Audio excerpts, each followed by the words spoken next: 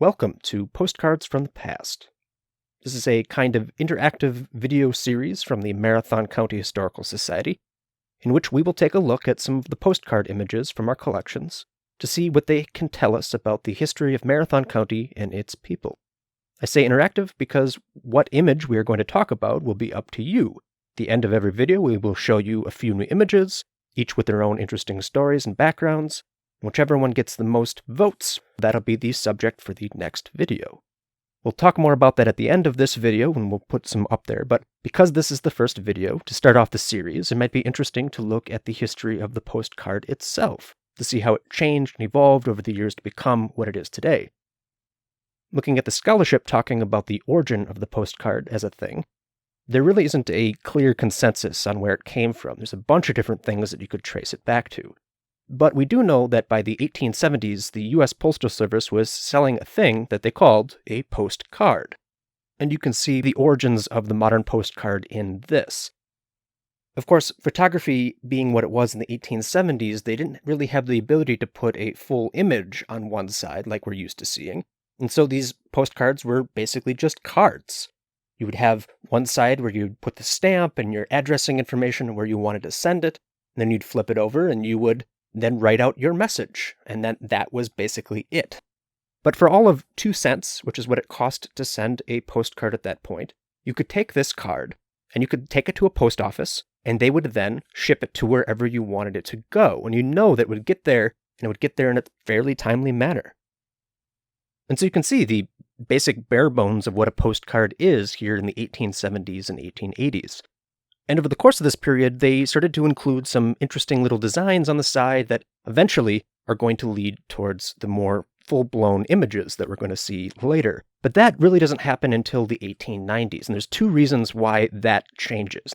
So the first happens in 1893, when the U.S. Postal Service agrees to cut the cost to send a postcard from 2 cents to 1 cent. The second comes a couple years later in 1898, when the government finally decides to give up its monopoly on the postcard and allow private companies to produce postcards that could also, importantly, be sent through the postal service at the same rates. And together, these changes are credited with ushering in the golden age of the postcard. The fact that private companies and not the government are making these postcards allows it to evolve to become something that is not just a curiosity, a convenient way to cheaply communicate with somebody, but it now becomes something so much more. Importantly, they become souvenirs.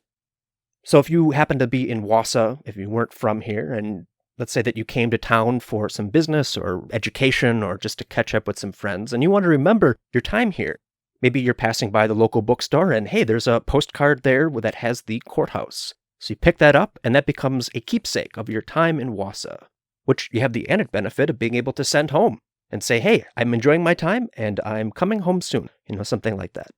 So that becomes a thing, you keepsakes of the local communities. But then, because people are making all of these postcards, it becomes a thing where people start collecting them. So yeah, here's this postcard of the courthouse in Wausau for Marathon County, and then there's a bunch of other ones that you could get your hands on. And so suddenly that becomes a secondary result of the postcard boom, in that there's just lots of them. They made postcards for all sorts of reasons and for all sorts of subjects. You might have one to be an advertisement for a local department store, or to represent a new bridge that just was built or a new building that was done. You might have it to represent the local baseball team and their successful season, or maybe not so successful season. Or maybe to document an event that happened. Maybe there was a flood or a train crash or something like that. And these are all things that are produced by these companies making postcards. So in addition to having a great image on the front, there was also developments that were happening on the back. So this is maybe what you would recognize as a pretty standard fare for a postcard. But there's an element here that was really transformative to the way that postcards were made and used. Do you see it? It's this. This seemingly simple line dividing the postcard into 2 was actually really important because previous to adding this little line, the rules of the Postal Service said that the only thing that you could have on the surface where you would write the address is the address and the stamp. Anything else would be too confusing, and so you would have to put that on the other side of the postcard. And so you often see postcards from this era have a white box somewhere on the postcard, which was designed basically to allow people to write a little message on the side. But after 1907, that changed. Suddenly you have this division, which allows people to write out their messages and actually have a bit more space so that they don't have to write on the front of the postcard marring the image. Although sometimes they did it anyway. Another interesting thing that you might see on some of these early postcards is that they might be printed in Germany. They're published here in the United States somewhere, but they're often made or printed in Germany. And that's because Germany has a very strong printing industry and are able to produce some of the most high-quality images and postcards for this era. Now, eventually, this becomes a problem because certainly by 1914-15, World War I breaks out, and eventually United States and Germany are going to be on opposite sides. So obviously we're not going to be going out and getting postcards from them.